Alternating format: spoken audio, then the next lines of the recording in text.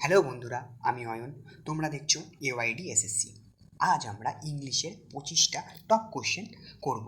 চলো তাহলে শুরু করা যাক। Synonym: abundant.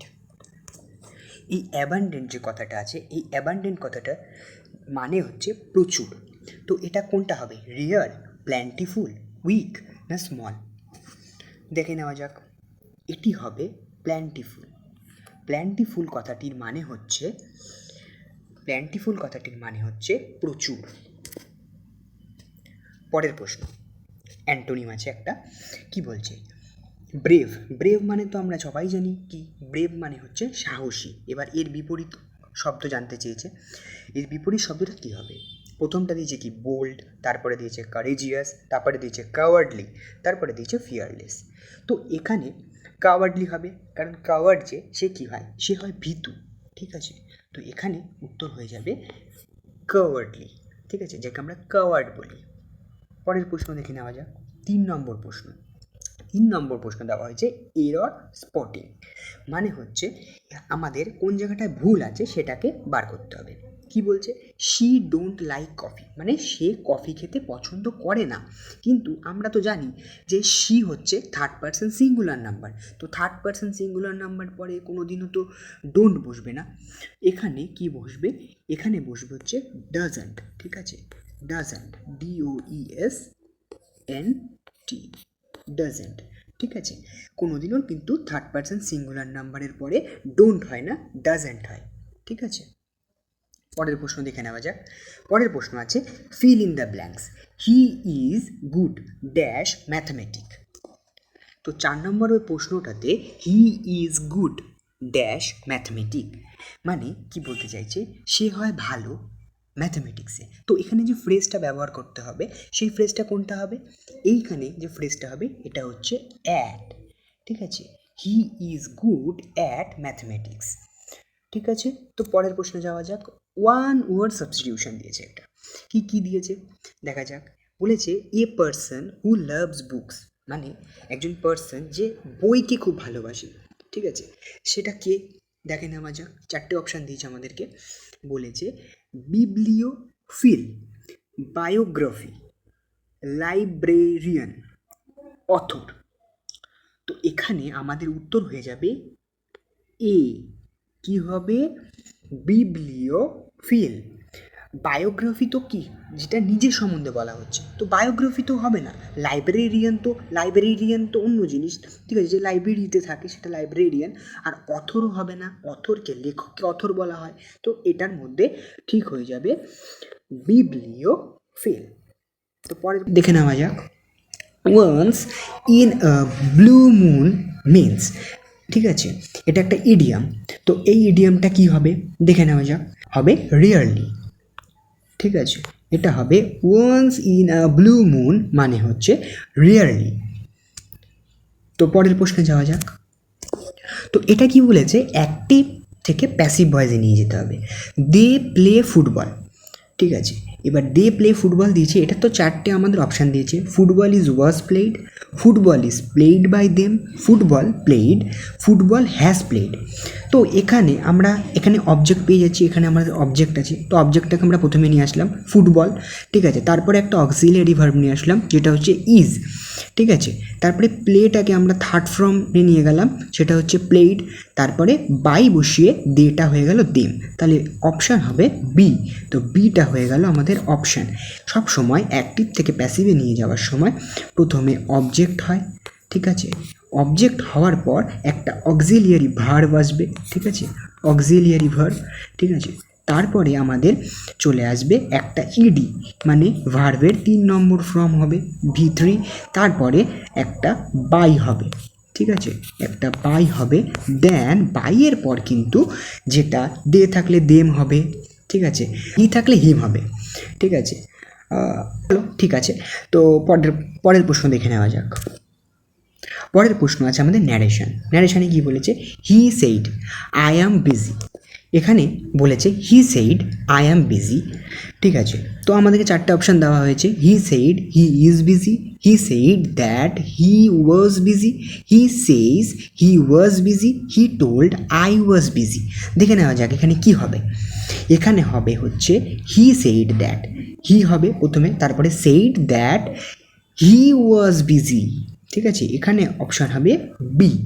কেন হবে সেটা আমি একটুখানি এক্সপ্লেন করে দিই।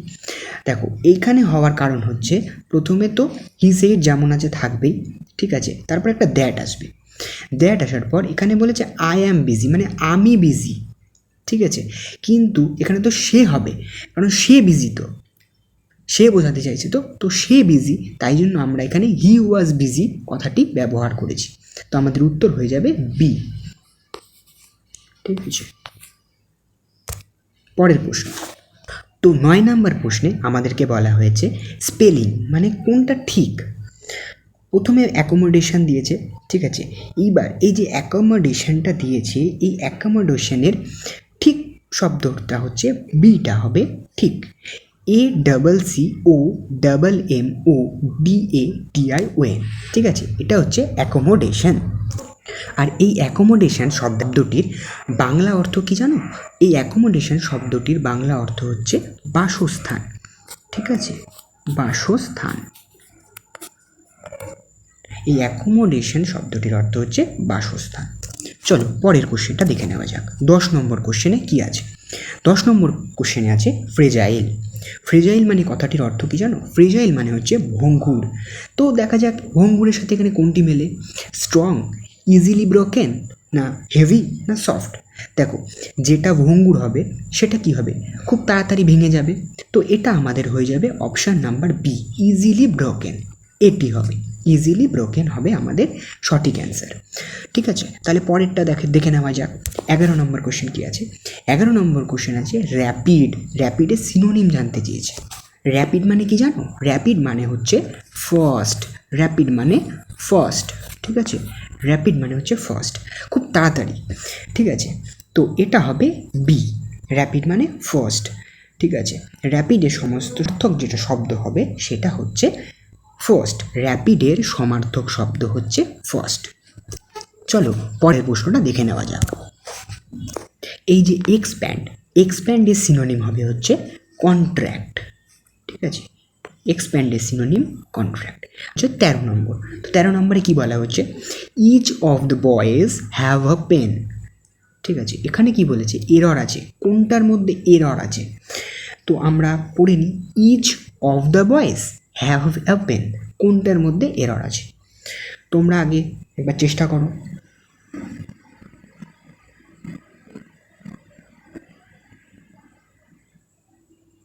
দেখো এই জায়গাটিতে কোথায় ভুল আছে?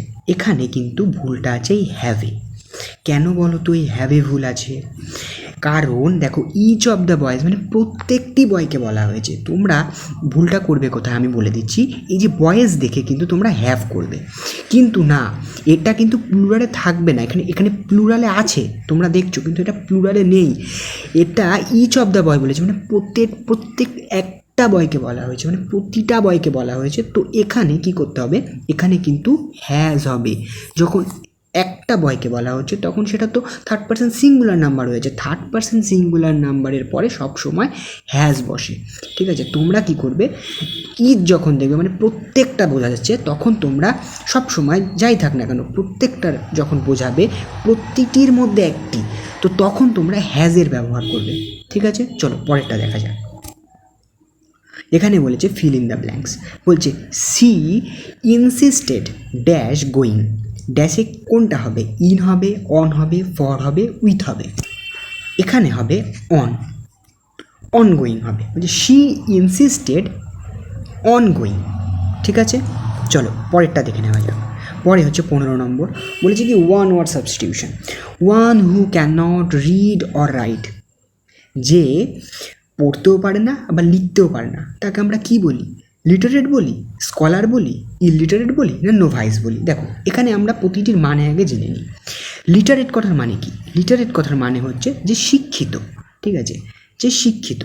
স্কলার, স্কলার কথার মানে কি? স্কলার মানে যে ধরো অনেক পড়াশোনা করেছে, যেমন পিএইচডি যারা করছে তাদের পিএইচডি তাদেরকেও তারা কি, তারা স্কলার, তারা অনেক পড়াশোনা করেছে, ঠিক আছে।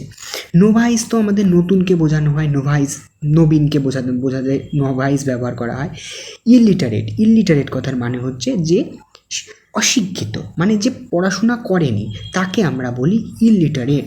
তাহলে এইটার অর্থ হয়ে যাবে ইলিটারেট। যে এটা লিখতেও পারছে না, পড়তেও পারছে না, তাকে আমরা কি বলি? ইলিটারেট বলি, ঠিক আছে। তাহলে এটা সি হয়ে যাবে। যেমন আমাদের দেশে সবচেয়ে বেশি শিক্ষিতর হার কোথায় জানো? মিজোরাম। মিজোরামে কিন্তু আমাদের দেশে সবচেয়ে বেশি শিক্ষিতর হার। চলো পরের প্রশ্নটা দেখা যাক। 16 নম্বর প্রশ্ন, idioms. Hit the nail on the head means make a mistake, speak exactly right, work hard, lose control. এইটা কোনটা হবে? ইডিয়াম কোনটা হবে? এই ইডিয়ামটা হবে হচ্ছে B, speak exactly right. Hit the nail on the head means speak exactly right, মানে যে এক্স্যাক্টলি রাইট মানে একদম ঠিক কথা বলে, একদম ঠিক কথা, ঠিক আছে। যে কোনো রকম ঘুরিয়ে ফিরিয়ে কথা বলে না, একদম এক্স্যাক্টলি রাইট, সঠিক কথাটিকেই বলে, ঠিক আছে। সেটার ক্ষেত্রে আমরা এটি ব্যবহার করব। চলো পরের কোশ্চেনটা দেখে নেওয়া যাক। 17 নম্বর। 17 নম্বর বলা হয়েছে voice. The teacher praise the student. তো ভয়েস চেঞ্জে তোমাদের আমি একটা কথা আগেও বলেছি যে প্রথমে আমরা অবজেক্টটাকে খুঁজে নেব, তারপরে কিন্তু আমরা কি করব, একটা অক্সিলিয়ারি ভার্ব আনবো, ঠিক আছে, একটা অক্সিলিয়ারি ভার্ব আনবো। তো প্রথমে আমরা এখানে অবজেক্ট কোনটা? এইটা। তো প্রথমে আমরা অবজেক্টটাকে বসিয়ে নিই, ঠিক আছে। দেখো দ্য স্টুডেন্ট, দ্য স্টুডেন্ট এখানে অবজেক্টটা রয়েছে, ঠিক আছে। তারপরে একটা অক্সিলিয়ারি ভার্ব এসছে ওয়াজ, তারপরে আছে প্রেজড, ঠিক আছে। তারপরে অক্সিলারি ভার্ব হয়ে গেল, তারপরে দেখো কি আছে, তারপরে দেখো এখানে প্রেজড মানে ভার্বের 3 নম্বর ফর্ম দিয়েছে, কিন্তু ইডি যুক্ত করেছে, তারপরে বাই, তারপরে সাবজেক্ট, সাবজেক্ট ঠিক আছে, দ্য টিচার, দ্য টিচার যেটা, এটা আমার সাবজেক্ট। তো প্রথমেরটাই ঠিক আছে, ঠিক আছে, তাহলে এটাই হয়ে যাবে অ্যান্সার। চলো পরের কোশ্চেনটা দেখে নেওয়া যাক। 18 নম্বর কোশ্চেন কি বলেছে? Narration change. She said I have finished. তো এটা ন্যারেশন চেঞ্জ কী হবে? এখানে প্রথমে দিয়েছে she said she has finished, she said that she had finished. তারপর সি নম্বরে দিয়েছে C she says she finished, তারপরে দিয়েছে না। তো কোনটা হবে দেখে নেওয়া যাক। এটা হবে অ্যান্সার বি। দেখো C said that she had finished. কেন? ন্যারেশন চেঞ্জে সবসময় সি সেইড এটা ঠিক আছে, তারপরে একটা দ্যাট বসে সবসময়, ঠিক আছে। দ্যাট মানে হচ্ছে যে। তারপরে এখানে আই হ্যাভ ফিনিশড, আমি বলে আমি কাজটা ফিনিশড করেছি, মানে করিয়ে আছি, ঠিক আছে। তো এইখানে দেখো সে করেছে তো কাজটা, মানে সে কাজটা ফিনিশড করেছে, ঠিক আছে, এটা সে বলছে, তাই এটা হয়ে যাবে বি। তো পরেরটি দেখে নিই। 19 নম্বর। 19 নম্বর কী বলেছে? Error spotting. দেখো এখানে বলেছে one of my friend are absent, মানে আমার বন্ধুদের মধ্যে একজন অ্যাবসেন্ট, ঠিক আছে। তো এখানে ভুলটা কোথায় আছে? এখানে কিন্তু আর আছে, দেখো এখানে আর আছে, তো এখানে আরটাইতেই ভুল আছে। কেন ভুল আছে? কারণ এই আরটাই ভুল হওয়ার কারণ হচ্ছে ওয়ান অফ মাই ফ্রেন্ড, মানে একটা বন্ধুর কথা বলেছে। তো যখন আমরা তো জানি যে একটা বন্ধুর কথা বলা হয় তখন আমরা ইজের ব্যবহার করি, ঠিক আছে, ইজের ব্যবহার করি, কিন্তু এখানে তো আরের ব্যবহার করেছে। আর কখন ব্যবহার হয়? যখন একের অধিক ব্যক্তিকে বোঝানো হয় তখন আরের ব্যবহার হয়।